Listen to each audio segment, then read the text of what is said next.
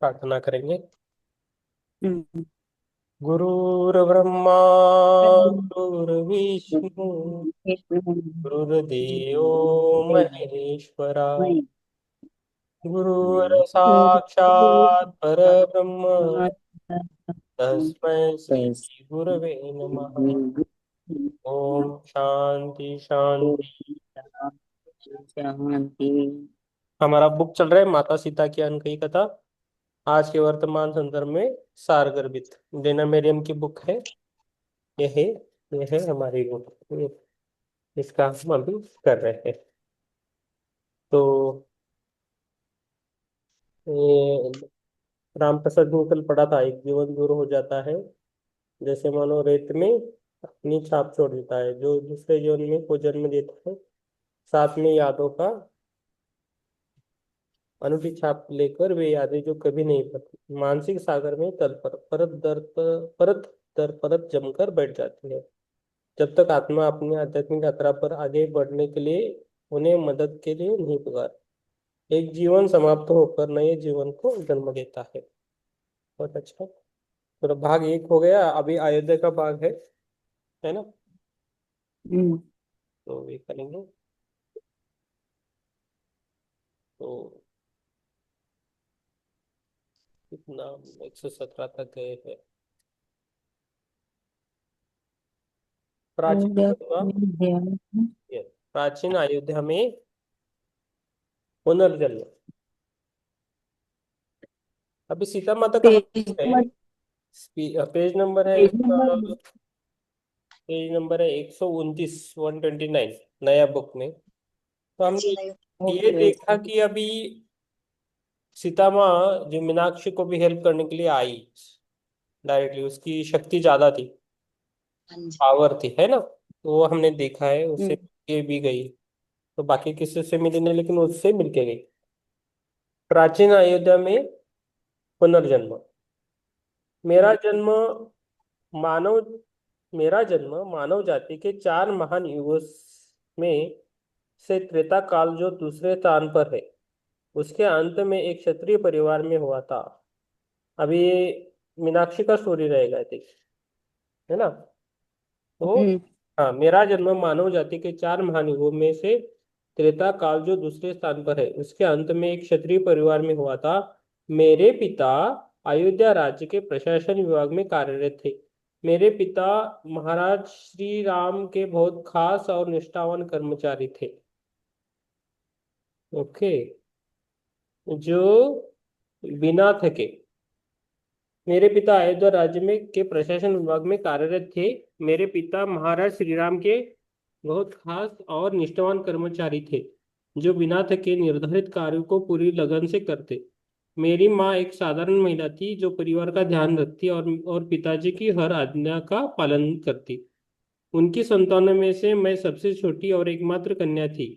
अपने बचपन के अधिकतर साल मैंने अकेले बिताए, क्योंकि मेरे दोनों भाई मुझसे आयु में बहुत बड़े थे और उनके विवाह हो चुके थे, जबकि मैं काफी छोटी थी। इसलिए मैंने अपनी माँ के साथ ही हिली मिली थी और उनके घर के कार्यों में मदद किया करती थी।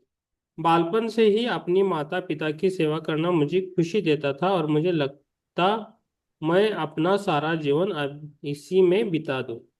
मेरे पिता कई बार माँ से कहा करते, अनुसया एक बहुत ही आदर्श पत्नी बनेगी। उसकी प्रवृत्ति सेवा की है। इस टिप्पणी के दूसरे रहने से आता है।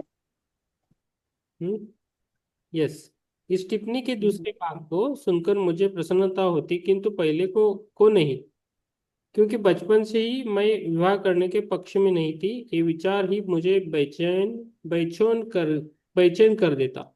यह स, यह समय राज्य में विकास और विस्तार, समृद्ध और नए परिवर्तन का था, और मेरे पिता राज्य के कार्य में दूरगामी क्षेत्रों तक भरपूर यात्रा किया करते। जब तक मैं 7-8 वर्ष की आयु तक पहुंची, हमारे प्रिय महाराज श्री राम अपने दोनों पुत्रों को राज्य का उधर दायित्व देकर स्वर्ग सिधार गए थे। उसी समय बालिका के लिए बनाए गए नए गुरुकुल में शिक्षा प्राप्त करने का मुझे भी सुअवसर प्राप्त हुआ। अधिकांशतः गुरुकुलों में केवल लड़के ही गुरु के पास आश्रम में रहकर शिक्षा प्राप्त करते थे। कन्याओं की शिक्षा हमारी महारानी सीता का सपना था, किंतु उसे क्रियान्वित होता देखने के लिए वे जीवित नहीं थी। उनकी मृत्यु के पश्चात श्री राम ने इसे प्राथमिकता दी और एक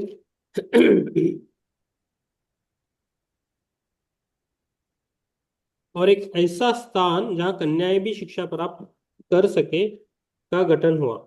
इस बात का प्रतिरोध भी हुआ, किंतु वे कायम रहे और अंत में ऋषि मुनियों की सहमत से कन्याओं के लिए छोटे गैर आवासीय विद्यालय की स्थापना हुई। श्री राम के नेतृत्व में शिक्षा पद्धति उन्नत पर थी। पहले एक केवल ब्राह्मणों, राजकुमारों और अति संपन्न परिवारों के लिए ही आरक्षित थी, किंतु मिथिला और अयोध्या के मिलन के साथ एक नए पूर्ण व प्रगतिशील समाज का अंकुरण हुआ। ऐसा कहा जाने लगा, महारानी सीता का आगमन अयोध्या की बढ़ती शक्ति को संतुलित करने के लिए था। ज्ञान के बिना शक्ति अवांछित परिणामों को आमंत्रित करती है, और यह केवल ज्ञान की प्राप्ति के लिए नहीं था। लंका में जो हुआ था उसकी छाया में हम सब जी रहे थे। जब वहां के राजा रावण, जो अपनी समय के महाज्ञानी और प्रचंड पंडित माने जाते थे, अपनी महाशक्ति के बलबूते पर अहंकारी हो गए और नियंत्रण से बाहर चले गए। सिर्फ पंडित बनने या विद्या प्राप्त की ही आवश्यकता नहीं थी।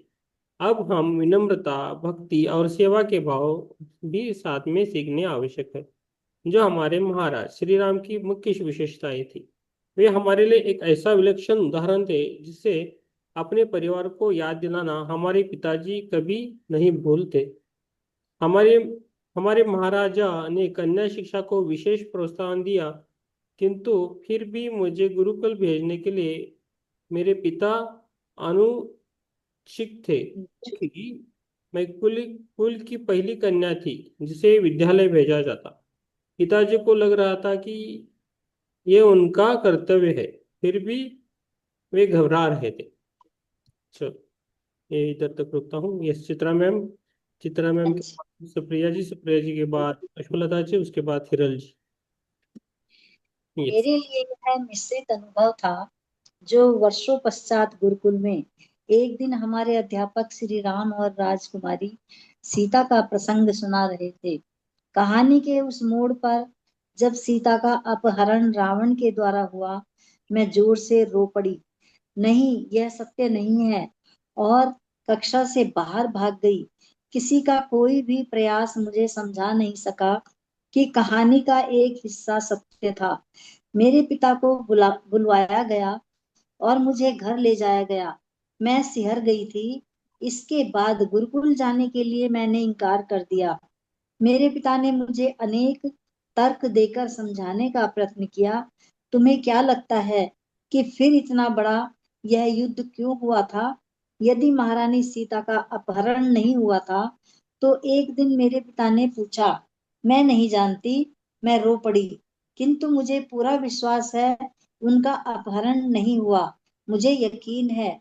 फिर यह हमारे परिवार का नियम बन गया कि कहानी के इस भाग की कोई चर्चा नहीं करेगा। जहां तक मेरा संबंध था, महाराजा और महारानी बनवास गए थे। जंगल में उन्होंने अपनी अवधि पूरी की और फिर 14 वर्ष पश्चात वापिस आ गए। हाँ, युद्ध हुआ था और रावण पराजित हुआ था, किंतु इस कहानी का हमारी महारानी से कोई लेना देना नहीं था। किसी तरह मैंने महसूस किया कि सीता के अपहरण की बात उनके साथ विश्वासघात है। उनकी शक्तियों और गरिमा का ह्रास करने के लिए बेशक वे अपनी सुरक्षा करने में सक्षम थी। मैंने सोचा, वे जिसमें इतना साहस था कि बिना डरे जंगल में प्रवेश कर सकती थी, और 14 वर्ष वहां रहना, क्या बिना किसी आत्म सुरक्षा, आत्मबल या आत्मविश्वास के भला क्या संभव था? इसके साथ महाराजा राम कभी ऐसा होने ही नहीं देते, और इसी तरह मेरे विचारों का ताना बाना बुनता रहा। किंतु मैं कहानी के इस भाग द्वारा उत्पन्न भावनाओं को कभी व्यक्त नहीं कर पाती।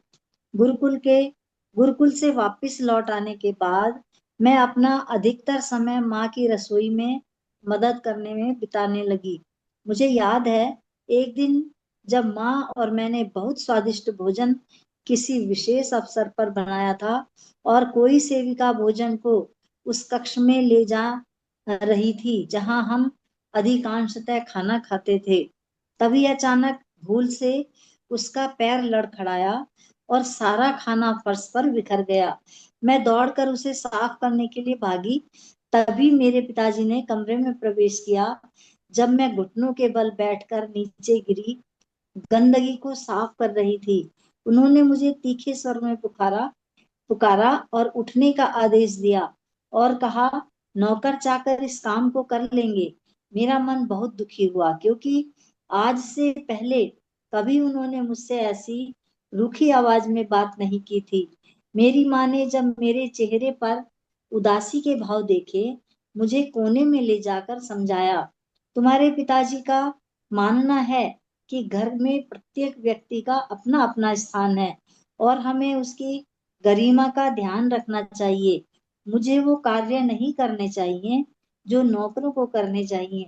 मुझे यह बात समझ में नहीं आई और लंबे अंतराल तक इस हादसे का असर मेरे मन पर रहा। अयोध्या में मेरा सबसे प्रिय स्थान सरयू नदी था। यह बहुत सुंदर नदी थी जिसका जल स्वच्छ व निर्मल था। क्रिस्टल जैसी साफ और स्पष्ट, पक्षियों जैसी तेज धाराएं, तीव्र बहती लहरें, सुंदर लुभावना गीत गुनगुनाती थी। उसके तट पर बैठकर कल कल के कल कल के उस मनोरम गीत का सुनना मुझे आंतरिक सुख देता था। यदि मुझे अनुमति मिलती तो मैं घंटों वहां बैठ सकती थी, किंतु ऐसा संभव नहीं था। केवल कभी कभी ऐसा मौका मिलता क्योंकि राज्य में इतने सारे विदेशियों का व्यापार के लिए प्रवेश करना लड़कियों के लिए अकेले बाहर निकलना सुरक्षित नहीं माना जाता था। जब भी मुझे अपनी सखी सरयू नदी से मिलने का अवसर मिलता, कोई न कोई परिवार का सदस्य साथ रहता, जिससे मेरे मन की प्रसन्नता कम हो जाया करती। अपने भीतर हृदय के किसी कोने में मुझे महसूस होता कि माँ सरयू के पास मेरे लिए कोई संदेश है जो बहुत व्यक्तिगत है और मुझे केवल तभी प्राप्त हो सकता है जब मैं बिना किसी के साथ आऊं। मैंने बहुत बार इस अवसर की प्रतीक्षा की, किंतु ऐसा कभी संभव ना हो पाया और वो संदेश मुझे कभी नहीं मिला। जैसे जैसे मैं बड़ी हुई, मुझे स्वयं के भोले विचारों पर हंसी आती। भला नदी कैसे मुझसे बात कर सकती है? और धीरे धीरे यह ख्याल मेरे मस्तिष्क से धूमिल होता चला गया। यस, मैं थैंक अपने भी यू। हो गया आपका। Thank you.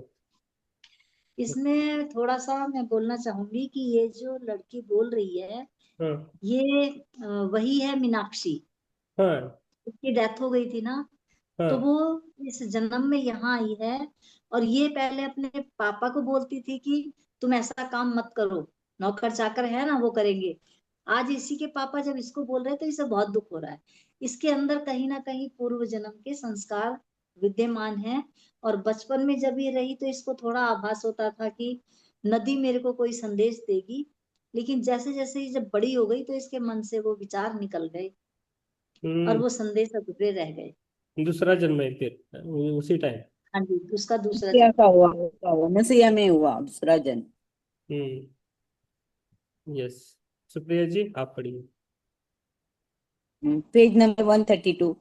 हम्म। मैं अपने भीतर एक जिद्दी लकीर को छुपाए हुए थी। हालांकि मुझे ज्यादातर मामलों में शिकायत थी, किंतु जब किसी बात से मुझे गहरी चोट लगती, जैसे महारानी सीता के अपहरण की कहानी, जिसको मैं किसी भी तर्क से मानने के लिए सहमत नहीं होती और अपनी जीत पर अड़ जाती, इसी तरह की प्रतिक्रिया फिर आई जब मेरे विवाह की चर्चा का समय आया। मेरे पिता के एक परिचित थे जिन्होंने राज्य के प्रशासन में कार्य किया और जिनका बेटा मुझसे ज्यादा बड़ा नहीं था। मेरे पिता को वह सुयोग्य वर लगता और समय समय पर वे इसका उल्लेख करते रहते, किंतु मैंने इसे कभी गंभीरता से नहीं लिया। और इसलिए कभी जिम्मेदार जवाब नहीं दिया।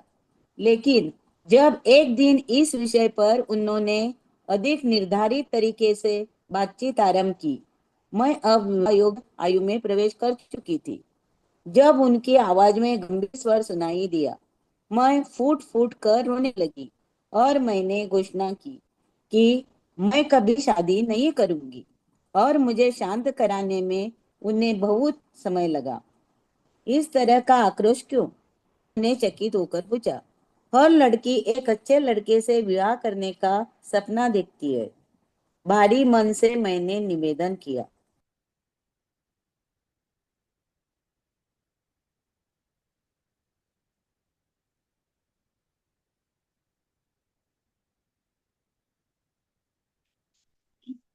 सब सो गए। मैं तुम्हारे भाव जानना चाहता हूँ। इस तरह की प्रतिक्रिया क्यों? यह डर, यह रोना किस लिए? Page number 133। क्योंकि मैं जानती हूँ मैं मर जाऊंगी यदि मैं विवाह करूंगी या मेरी संतानें मर जाएंगी। मेरे उलझे चेहरे पर आंसू बह रहे थे। मृत्यु, यह क्या बकवास है? यह तुमसे किसने कहा? मेरे साथ कुछ ना कुछ अनिष्ट घटित हो जाएगा। यह मैं अच्छी तरह से जानती हूँ। मैं बुरी तरह डर से कांप रही थी। मेरी ऐसी अवस्था देखकर उन्होंने मुझे अपनी बाहों में भरकर स्नेह से कहा, मैं तुम्हें कुछ भी नहीं होने दूंगा। इस दृष्टांत के कई बार दोहराने से मेरे माता पिता सतर्क हो गए। मैं स्वयं भी अपनी भावनाओं को समझ नहीं पा रही थी। मैं केवल यह जानती थी कि कहीं मेरे अंतर मन में यह बातचीत सुनिश्चित है कि यदि मैं विवाह कर लूं तो अवश्य मेरा कुछ ना कुछ अनिष्ट होना निश्चित है। और इस विचार मात्रा से मेरे मन में भय की सिरन दौड़ पड़ती। एक रात मैंने सुना पिताजी माँ से कह रहे थे कि कोई ऐसा चिकित्सक, ऐसा आरोग्य ढूंढना चाहिए जो मुझे भय मुक्त कर सके। मेरी माँ मुझे अनेक वैद्यों के पास लेकर गई, जिन्होंने बहुत प्रकार की जड़ी बूटियों और दवाइयों से मेरा इलाज करने की चेष्टा की। यहाँ तक कि पंडितों द्वारा भी विशेष पूजा इत्यादि करवाई गई, किंतु कोई भी इलाज मेरे भीतर छिपे डर को दूर नहीं कर पाया। फिर एक दिन मैंने अपने माता पिता की बातचीत सुनी। मेरे माँ पिताजी को बता रहे थे कि उन्होंने महारानी की एक सेविका जो मिथिला से उनके साथ आई थी और आज भी जीवित है के बारे में बहुत सुना है। कहते हैं उसके पास विशेष शक्तियां हैं, किंतु वह बहुत दूर रहती है। मेरी माँ ने व्याख्या करते हुए कहा, वह आज भी उसी आश्रम में रहती है जहाँ महारानी ने अपने अंतिम दिन व्यतीत किए थे। मैं कह नहीं सकती कि वह हमें मिल सकती है या नहीं। क्या पता वह हमारी मदद कर सकती है या नहीं, लेकिन शायद यह एक कोशिश के लायक है। हमारे पास कोई दूसरा विकल्प भी नहीं है। पिताजी ने उत्तर दिया, यह किसी गहरे डर का भाव है जो शायद किसी पूर्व जन्म पर आधारित है। और यदि हम चाहते हैं कि यह इस जन्म में प्रसन्न रहे तो हमें इसे हल करने के लिए कोई ना कोई तरीका तो खोजना ही होगा। शायद इस महिला के माध्यम से हमें अपनी महारानी का आशीर्वाद मिल जाए। Yes, thank you ma'am. हो गया। Thank you sir. Yes, Pushpalata ma'am, बढ़िया। आत्मानंदन। आत्मानंदन। वह अब काफी बूढ़ी हो चुकी हैं, शायद जिंदा भी ना हो। उस महिला ने जो मुझे बताया कि उसे कुछ साल हो गए हैं जब उसके इनके विषय में जब उसने इनके विषय में कुछ सुना था। मैं इस विषय में बहुत कुछ नहीं जानती, सिवाय इसके कि महारानी ने उसे पादप चिकित्सा की बहुत जानकारी दे रखी थी और यहाँ के लोग उपचार के लिए सभी तरह से यात्रा करके जाते थे। मुझे बताया गया है उसका नाम सोमा है। मैं चुपचाप कमरे के बाहर सुन रही थी। अपनी उपस्थिति का मैं उन्हें भान नहीं कराना चाहती थी, लेकिन जब मैंने अपनी माँ को सोमा नाम कहते सुना तो अनायास आश्चर्य के भाव मेरे मुख पर तैरने लगे। मेरी बुदबुदाहट सुनकर लोग दोनों शांत हो गए। अनजाने में ही मैंने अपनी उपस्थिति प्रकट कर दी थी और मैंने कमरे में प्रवेश किया। मेरे माता पिता एक दूसरे को चुपचाप देखने लगे, अनिश्चित भाव से कि अब मुझे क्या कहें। पिताजी, मैंने प्रार्थना करते हुए उन्हें देखा और कहा, मैं भी इस भय से मुक्त होना चाहती हूँ जितना आप दोनों मुझसे चाहते हैं। कृपा करके इस महिला से कृपा करके मुझे इस महिला से मिलने के लिए जाने दीजिए, क्योंकि मुझे लगता है वह मेरी मदद कर सकती है। हाँ, बेशक, तुम्हारी माँ तुम्हें लेकर जाएगी। यह एक लंबी यात्रा है, किंतु तुम्हें सभी सुविधाएं, संरक्षक आदि मिल जाएंगे ताकि तुम पूरी सुरक्षा के साथ यात्रा कर सको। पिताजी के शब्द सुनकर मेरे हृदय का स्पंदन बढ़ गया। क्या सच में मेरे पिताजी का आशीर्वाद है कि मैं उस महिला से मिलूं जिसने महारानी की आजीवन सेवा की थी? बचपन से ही महारानी के प्रति जो मन में भाव थे, किंतु बढ़ते वर्षों के दौरान ढल गए थे, वे एक बार फिर से दिल में उमड़ रहे थे। वह मुझे सत्य से अवगत करा पाएगी कि वास्तविकता में दक्षिण के जंगलों में महारानी के साथ क्या घटना घटी थी। ऐसा मालूम पड़ता था कि पूरे अयोध्या की प्रजा में केवल मैं ही एक ऐसी थी जिसने अपहरण की इस कहानी पर विश्वास करने से इनकार कर दिया था। वह ही मेरे अंतर्ज्ञान की पुष्टि करेगी, जिस पर मुझे कोई संदेह नहीं। फिर मैं इस कहानी का खंडन सबसे कर सकूंगी। शायद वह यह समझने में भी मेरी मदद कर सके कि मुझे शादी से इतना डर क्यों है। जब मेरी माँ ने मेरे चेहरे पर आशा की किरण देखी, उन्होंने चेतावनी दी, इतनी उम्मीद न रखो अनुसुईया। हमें नहीं पता वे हमसे मिलेंगी या नहीं, और वे अभी तक जीवित भी हैं या नहीं। लेकिन अब देर हो चुकी थी। मेरी उम्मीदों की उड़ान ऊंचाइयों तक पहुंच चुकी थी। अगले कई दिनों तक मैं सोमा से मिलने की प्रत्याशा में ही रही। कुछ दिनों में हम यात्रा पर निकल गए, जो हमने आराम से तय की। जब हम गांव और जंगलों के बीच यात्रा कर रहे थे, मैं अचंभित थी कि क्यों महारानी ने अयोध्या राज्य के सुख साधनों को छोड़कर इतनी दूर एकांत आश्रम को चुना रहने के लिए। इससे पहले मैं कभी अपने नगर से बाहर नहीं निकली थी, इसलिए हर चीज पर मेरा ध्यान जा रहा था। मैं आश्चर्यचकित थी, गांव के जीवन को, जंगल के विभिन्न जीव जंतु को देखकर, अपने घने जंगल की इस यात्रा पर जो हमारे विस्तृत राज्य की सीमा का परिचय दे रहे थे। इससे पहले मेरी दुनिया अयोध्या राज्य की चार दीवारी तक सीमित थी, किंतु अब मैं बाहर की दुनिया की खोज कर रही थी।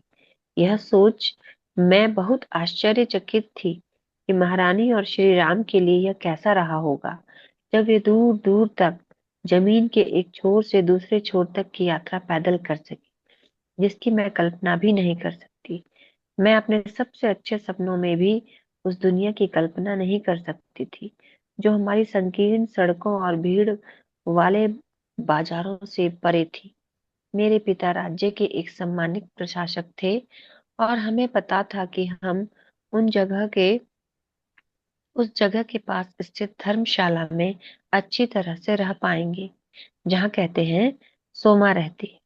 मेरे पिता ने पहले ही हमारी यात्रा का कारण और हमारी मंशा के विषय में संदेश भिजवा दिया था कि क्यों हम इस महारानी की सेविका सोमा से मिलना चाहते थे। दिन की रोशनी तेजी से धीमे हो रही थी और हम अंधेरा होने से पूर्व पहुंचने के लिए समय से आगे भागने का प्रयास कर रहे थे। जब हम आश्रम पहुंचे, वहां की सादगी ने मुझे दंग कर दिया। मेरी माँ ने मुझे पूर्व चेतावनी दी थी कि जो भी आवास के रूप में हमें मिलेगा, हमें स्वीकार करना होगा, क्योंकि संत सादगी का जीवन ही व्यतीत करते हैं। आश्रम के गुरु बहुत गर्मजोशी से हमसे मिले। हमें सादा किंतु साफ सुथरा कमरा दिखाकर उन्होंने हमें संध्या के भोजन के लिए आमंत्रित किया। तभी मेरी माँ ने सोमा के विषय में जानकारी की। थैंक यू मैम, हो गया आपका। Thank you ma'am. यस, अभी है हिरल जी। हिरल जी, पेज नंबर 136। हाँ, आत्मवंदन सभी को। आत्मवंदन। क्या वे अभी भी जीवित है? मेरी माँ ने पूछा। उन्होंने मुस्कुराते हुए कहा, बिल्कुल जीवित है, किंतु काफी वृद्ध हो चुकी है। क्या वे आगंतुकों से मिलती है? हम इतनी दूर से केवल उन्हें ही मिलने आए हैं। फिर माँ ने पूछा। मुझे बताया गया कि उनके पास विशेष शक्तियां हैं जो आरोग्यता प्रदान कर सकती है। वे पुष्टि का इनकार किए बिना हंसे और बोले, देवी सीता को अपने भौतिक शरीर त्यागे कई वर्ष बीत चुके हैं। आरंभ में बहुत लोग सोमा से मिलने आते थे, लेकिन अब कोई खास नहीं। अयोध्या के लोग आरोग्यता के लिए आए या ना आए, उन्होंने वह पाया या नहीं। जिसके लिए वे आए मैं कह नहीं सकता, लेकिन मुझे पता है वह अपने पास किसी भी चिकित्सा शक्ति के होने से इनकार करेगी। वह कहती है कि वो जो भी दिया जाता है वह माता द्वारा आता है। देवी सीता को वह माता कर कर पुकारती है। अब केवल भटकने वाले तपस्वी यहाँ आते हैं। सुना है कि अभी भी वह स्वयं सबको स्वयं खाना खिलाती है, इतनी उम्र होने पर भी। उन्होंने हंसते हुए कहा, कोई शक नहीं, वह आपको भी भोजन खिलाने पर जोर देंगी, किंतु आप यहाँ खा लीजिए और जब तक आवश्यकता हो आप यहाँ आराम कर सकती है। आपकी पुत्री की चिकित्सा हो या न हो, किंतु मुझे विश्वास है सोमा की मुलाकात आपकी लंबी यात्रा को सुखद बना देगी। किंतु मैं बता दूं, आजकल वह अपना अधिकांश समय मौन में बिताती है और बात नहीं करती। ऐसा महसूस होता है कि मानो वह किसी दूसरी दुनिया में रहती हो। मैं उनसे मिलता रहता हूँ, किंतु हम सिर्फ मौन में ही बैठे रहते हैं। कभी कभी वह अपनी आंखें भी नहीं खोलती और मैं कह नहीं सकता उन्होंने मेरे होने का आभास भी होता है या नहीं, किंतु उनका शरीर अभी भी दृढ़ है। एक बार उन्होंने मुझसे कहा था कि वे तब जाएगी जब माता उन्हें लेने आएगी। वह उस घड़ी की प्रतीक्षा में है। मैं उस रात्रि सो नहीं सकी। हालांकि यह किसी तरह से रहने की जगह का कारण नहीं था। सब कुछ उपयुक्त था, पर एक अजनबी बेचैनी थी, प्रत्याशा थी, जिसे समझना कठिन है। अपनी छोटी सी कुटिया जिसमें मैं अपनी माँ के साथ थी, उसके बाहर बैठकर रात भर में आसमान के तारों को टकटकी लगाकर देखती रही। अचानक मन में भावनाओं का कुछ ऐसा भंवर उठा कि बेवजह आंसू का सैलाब को रोका नहीं, जो बिना किसी कारण बह जा रहे थे। यात्रा के दौरान ही मेरे मन में निश्चय कर लिया था कि यहाँ से लौटने के पश्चात मैं चुपचाप अपनी सहमति दे दूंगी और जहाँ पिताजी चाहेंगे वहां विवाह कर लूंगी। फिर चाहे उसके फलस्वरूप मेरे बच्चों या पति की मृत्यु भी क्यों न हो जाए, जो भी होगा उसे मैं स्वीकार कर लूंगी। और अब मैं अपने माता पिता की चिंता का कारण नहीं बनूंगी, जिससे उन्हें दुख का कारण झेलना पड़े। मैंने अपने दर्द को अपने दिल में छिपा कर रखूंगी, जिससे वह कभी जान नहीं पाएंगे। लेकिन मैं यह भी जानती थी कि मेरे आंसुओं की वजह यह नहीं थी। वे दुख या डर के आंसू नहीं थे, लगता था ये राहत के आंसू है। किस चीज से किस किस चीज से राहत, यह मैं समझ नहीं पा रही थी। मैं सिर्फ यह जानती थी कि मैं बहुत गहन संतोष का अनुभव कर रही थी। मैं केवल यह जानकर कि मैं महारानी सीता की सहायिका सोमा से मिल रही हूँ। मैं रात भर माँ के उठने की प्रतीक्षा कर रही थी। सूर्योदय से पहले प्रातः काल जब वे उठी, मैं जाने के लिए तैयार बैठी थी।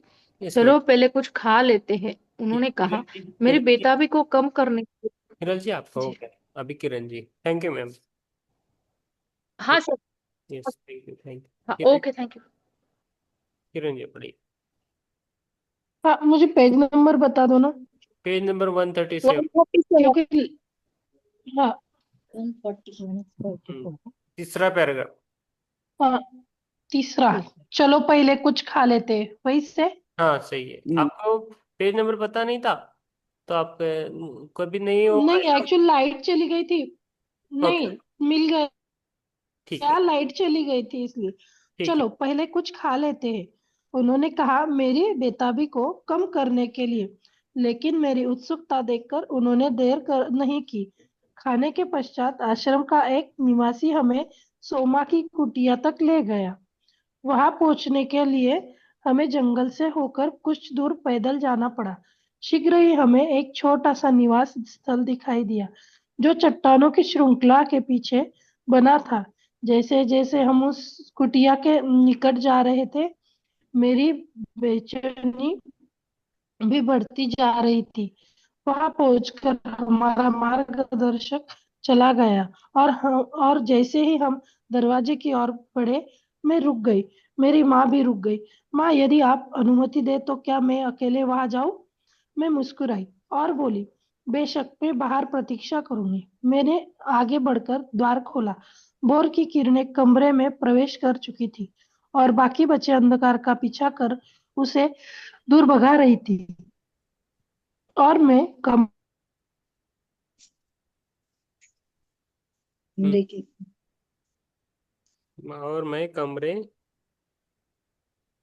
कमरे के कोने, फ्रीज हो गए। आवाज गंदी। और मैं कमरे के, बिखराए गेरुए कपड़े। फिर से हाँ सर। मैंने आगे बढ़कर, फिर से पढ़ू। हाँ, मैंने आगे बढ़कर मैंने आगे बढ़कर द्वार खोला। भोर की किरणें कमरे में प्रवेश कर चुकी थी और बाकी बचे अंधकार अंधकार का पीछा कर उसे दूर भगा रही थी। और मैं कमरे के कोने में फर्श पर बैठी एक महिला को देख पा रही थी। सूर्य के प्रकाश की किरणें उसके स्वरूप पर पड़ रही थी और मेरे सामने एक बहुत खूबसूरत नवयुवती अपने काले घने केशों को अपने गोलाकार चेहरे पर बिखराए गेरुए कपड़े से अपना सिर ढके बैठी नजर आई। यह दृश्य कुछ ही क्षणों में ओझल हो गया और जैसे जैसे मैंने अपने कदम आगे बढ़ाए, वह सुंदर सी युवती एक वृद्धा में परिवर्तित हो गई, जो आंखें मूंद कर ध्यान में बैठी थी। उसकी आंखें बंद थी, चेहरे की गहरी लकीरें, मुख आसमान की तरह शांत थी। जैसे ही मैंने उसे देखा, मेरे हृदय की धड़कन उसी पल मानो ठहर गई। भावनाएं हृदय में समुद्र की लहरों में उठते गिरते ज्वार भाटे की तरह गड़गड़ाहट कर रही थी। मुझे समझ नहीं आ रहा था, हंसू या रो, वहां रुकूं या जाऊं, उसी स्थान पर जहां मैं ठगी सी खड़ी रह गई थी, वही ठहरूं या आगे समीप जाऊं। कुछ मिनट बीत गए और मैं अपने स्थान से हिली भी नहीं। शायद यह सूरज की किरणों का ही प्रताप था जो उसे फिर इस दुनिया में ले आई थी। तभी मैंने उसकी क्षीण सी आवाज सुनी, आओ बच्चे, तुम भीतर आ सकती हो। मैंने धीमे से अगला कदम आगे बढ़ाया, जिधर छोटे से कमरे में वह बैठी थी। Yes, thank you ma'am. आगे पढ़ू सर? नहीं नहीं, एक ही पार्ट पढ़ेंगे, पहले हम एक ही पार्ट पढ़ रहे हैं अभी, तो थोड़ा। ओके, ठीक है सर। यस। तो अभी ये इनका दूसरा जन्म है, मीनाक्षी वाला खत्म हुआ है, दूसरा जन्म है, तो उसमें अभी सोमा है वो, ये वो ओल्ड ओल्ड बनी है, मीन्स बूढ़ी हो गई है, लेकिन ये तो जानना चाहती है ना? यस। और कुछ कुछ कोई बोलना चाहता है तो बोल सकते हैं।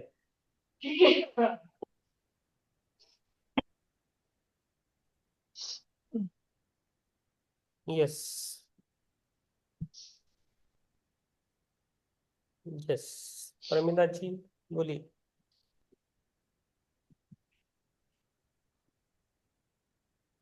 यस, ज्योति मैम हो आ गई।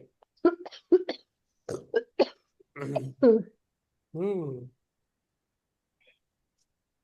यस। और कुछ बोलना नहीं चाहते तो चालू करेंगे।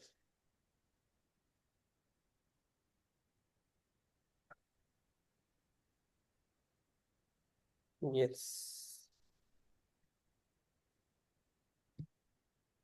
ध्यान करेंगे फिर, आत्मवंदन,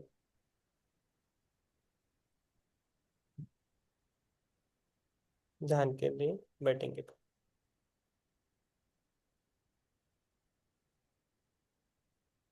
आंखों को बंद रखें, अभी ध्यान करेंगे।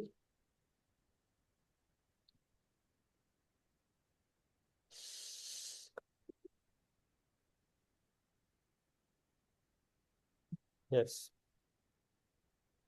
पानी चाहिए तो बैठे, पानी पी के रिकॉर्डिंग स्टॉप करता हूँ मैं, तो डायरेक्टली लगाऊंगा।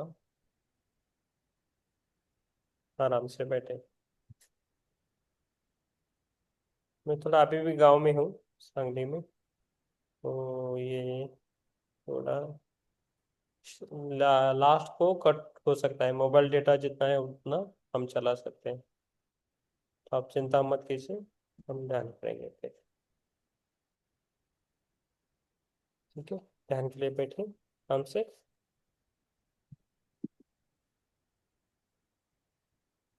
आराम से बैठे।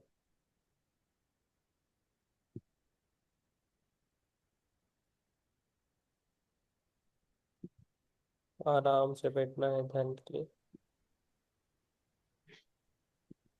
सर आपके बेटे की तबीयत ठीक है क्या? हाँ ठीक है, सभी रिपोर्ट नॉर्मल आ गए हैं उनकी, थोड़ा कुछ ये नहीं है।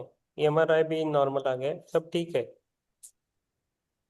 कल अच्छा। चाहे डिस्चार्ज मिल सकता है। यस, प्रकाश जी आ गए। यस प्रकाश जी, आत्मा ध्यान के लिए बैठना है। यस, आत्मवंदन सर। आत्मा अंदर। यस, आत्मा अंदर। चलो ध्यान के लिए बैठेंगे। ठीक है, आराम से बैठना है। राम प्रसाद जी भी आ गए, चलो। यस, तो डायरेक्टली लगाऊंगा आपको, ध्यान। हम थोड़ा ऊर्जा लेने की कोशिश करेंगे। हम्म। यस, आराम से बैठे आप। यस, पानी पी के बैठे।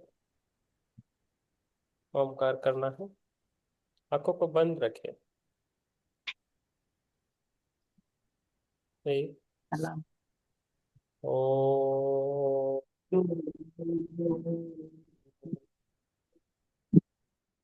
दो,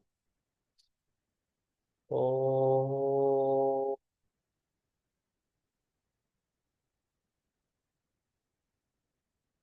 तीन, ओ,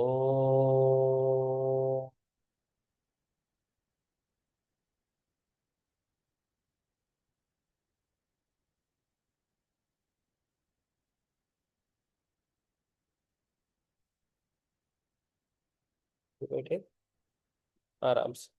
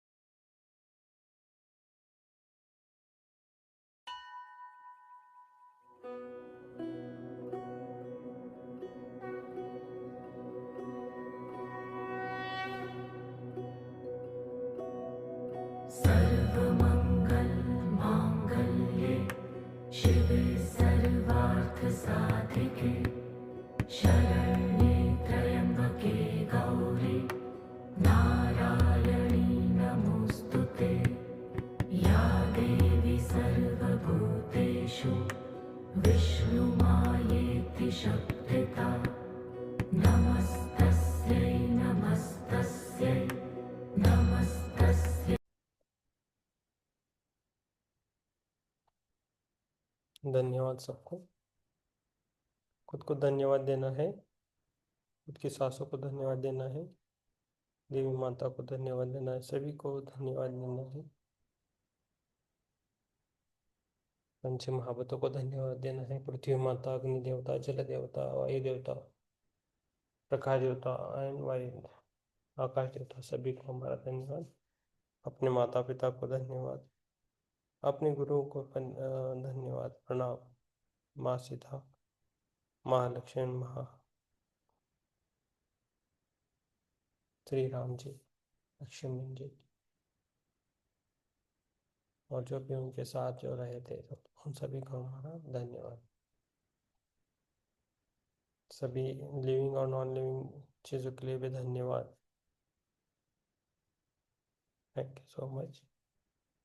सांस को लेना है और छोड़ देना है, सांसों को लेना है और छोड़ देना है।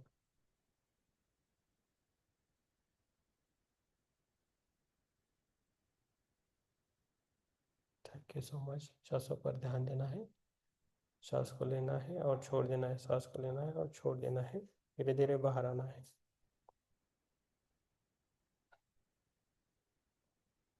अपनी पैरों की उंगलियों को हिलाना है हल्के से, हाथों की उंगलियों को हल्के से हिलाना है और दोनों हाथ धीरे धीरे अपनी आंखों पे रखना है आराम से 5 सेकंड के लिए। 5 4 3 2 1 0।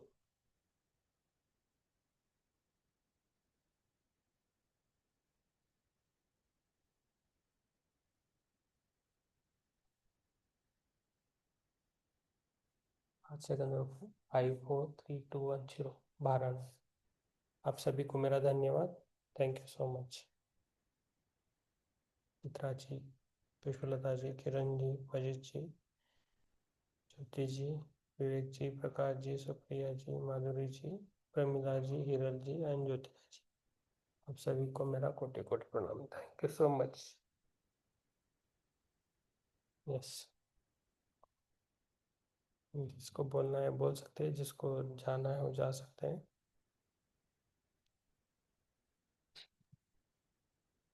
यस थैंक यू सर, ध्यान अच्छा था। Yes, thank you. Thank you. Thank you Pushpalata ji, thank you. सो जाइए, आराम से सो जाइए।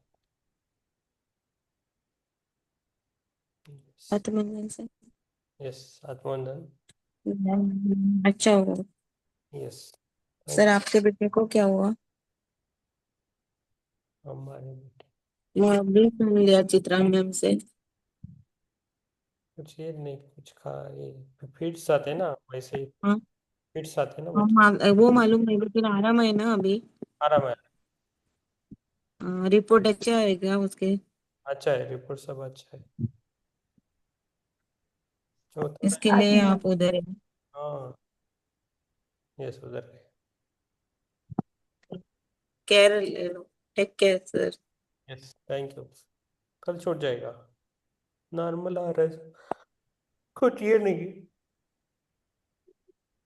हो जाएगा, उम्र बढ़ती रही तो धीरे धीरे हो जाएगा उसका। अब क्योर हो जाएगा। यस, जनरल है। Yes, thank you ma'am. आत्मबंधन। आत्मवंदन ma'am. Thank you sir. Thank you very much. Yes, आत्मवंदन। ध्यान तो लगा लेकिन मुझे नींद आ गई, आज बहुत थक गई। हमें भी नींद आ रही है, पता नहीं बहुत। आत्मबंधन सर। आत्मवंदन प्रमिला ध्यान बहुत अच्छा से हो गया। जी। यस, डेली आया करी, आया आना है आपको डेली। ज्योतिका जी, प्रमिला जी। जी। यस यस, बोलिए।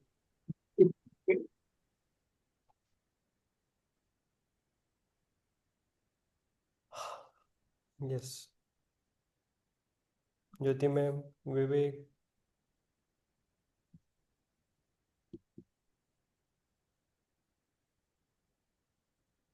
सर ध्यान अच्छा रहा सर। यस ध्यान काफी गहरा रहा सर। बहुत बहुत धन्यवाद। Yes, thank you ma'am, thank you. आत्मोदन सर। आत्मवंदन। ज्ञान बहुत ही अच्छा और गहरा रहा sir, thank you sir. Yes, thank you Vivek ji, और अपनी माता जी को भी हमारा धन्यवाद। यस, प्रकाश जी बोलिए। शुभ रात्रि। शुभ रात्रि।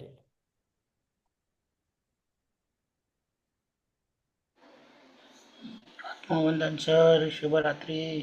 आत्मवंदन। ध्यान शुभ। अच्छा था। Thank you, thank you, thank you. Yes, Jyotika ji. Yes,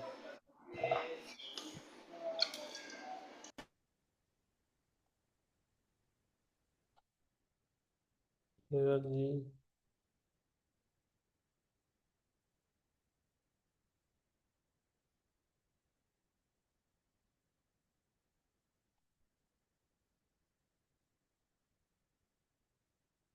yes, नींद आ रही है सबको?